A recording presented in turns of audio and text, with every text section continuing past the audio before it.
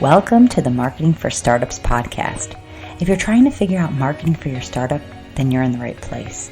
In this podcast, we go high level, looking at the intersection of branding, data, and leadership to offer you a marketing playbook to grow and scale. Join me each week for in-depth interviews, tactical advice, and practical trainings. Hi, I'm your host, Victoria Hajar, veteran marketer and startup enthusiast. I promise to bring my experience and curiosity to each episode. Then together, we'll peel back the onion on this ever-changing discipline that is marketing. I'm so happy you're here. Let's dive in. Hey everyone, this is a quick one this week, but something that has been on my mind to share. I'm actually driving in my car, so I'm sorry if it sounds a little bit different than usual, but something that has really been nagging at me to really talk about, and I hope that it will be helpful and it will reach someone that it will just inspire them or motivate them or help them get a little bit of clarity. So this past week was a week where I happened to have more than one experience with friends and women in my community that are entrepreneurs who just expressed unbelievable exhaustion and frustration, and these two women were both on the brink of giving up, asking themselves, how can I go on building this company? It's taking so much from me and my family, and there's so much stress, and I don't know what the next move is and how this is all going to work. And I'm sharing this because I want to normalize the idea and the fact that this is absolutely part of the journey. To any serious entrepreneur pursuing anything of value, going through moments of questioning and having really challenging times is sort of what you sign up for.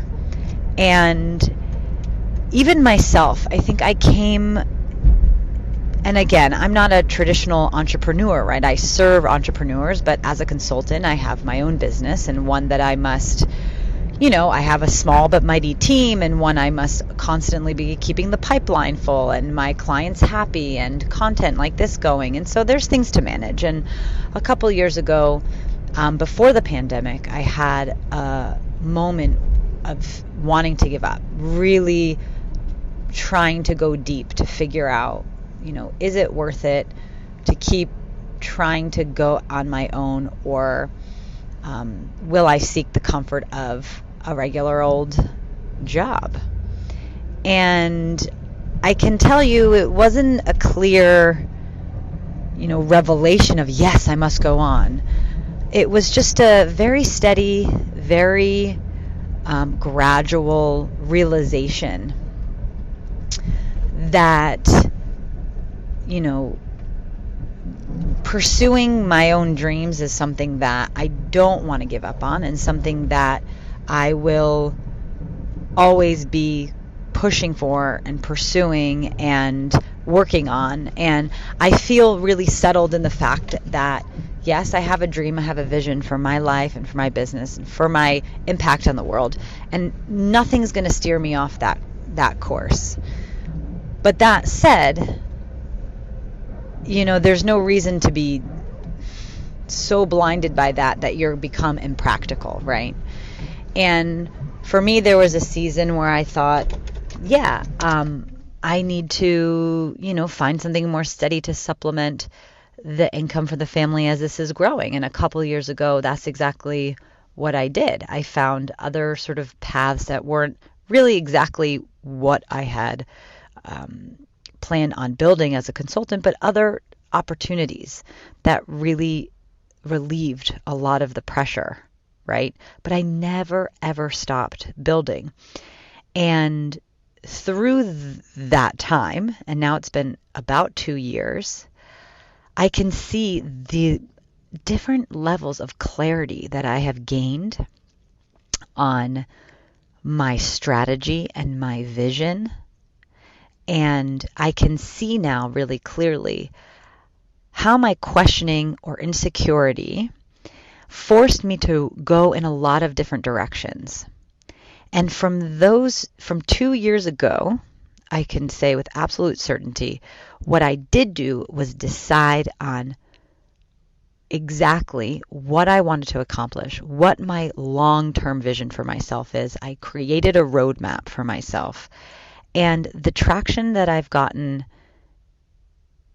personally and professionally in the past 2 years have been incredible compared to the previous 3-4 years that I was a little bit lost. And I'm saying this to you because these friends, these women that I had spoke to, that I could recognize myself in them, coming to me and sort of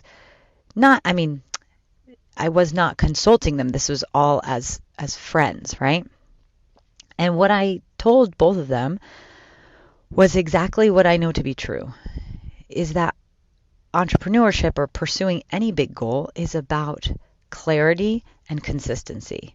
And oftentimes it's consistency for many, many years. But the problem is that, yeah, maybe there's going to be a year and a half before your business makes any traction. But can you say in real honesty that you've pursued the same strategy for 12 months straight without kind of giving up or starting over or pivoting or remessaging or rebranding or, revamping the website, rejigging the offers?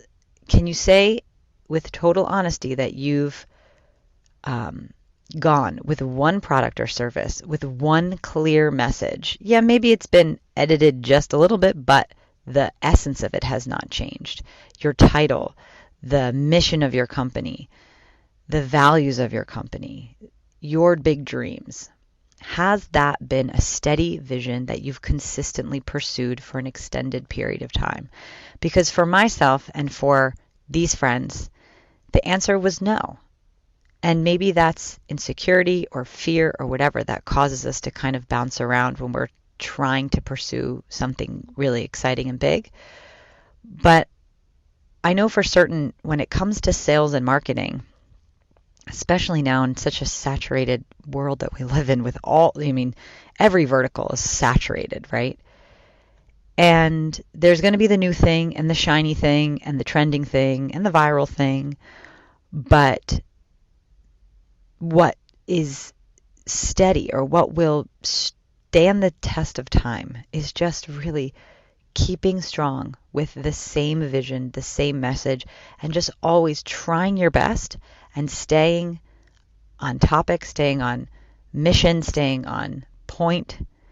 And eventually, I promise you, things will start to flow, but you need to give it the time to do so.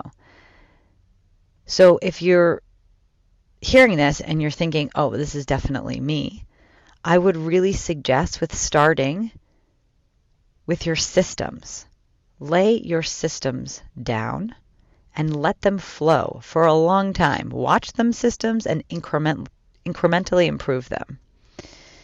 And then work on growth, right? Work on sales, work on finding new leads, work on building relationships, but stay steady with what it is you offer, what your product does, the pain points that you're relieving for the clients, for your customers. Just stay steady, and I promise you, you'll come to the other side. So I hope that helped. I have tons of content on previous episodes to explain exactly how to build that system, where you should start, all of those things. But I would say hammer down your product or your service and make sure you know what it is, what pain it relieves, the why for why it exists, the why for why you were the one to develop it. Start there and get that 100% solid. And just as a caveat, it's not about getting it 100% right. Most of the time, it's just about deciding and then making it work. There is no 100% right answer of what exactly,